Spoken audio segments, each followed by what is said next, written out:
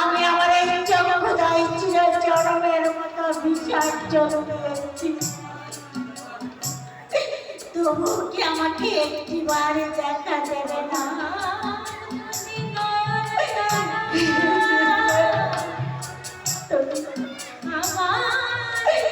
তুমি একটিবার ওই জলে ঝাঁপ দিয়ে প্রাণের করে নেব আমি আমার পথের সাথে।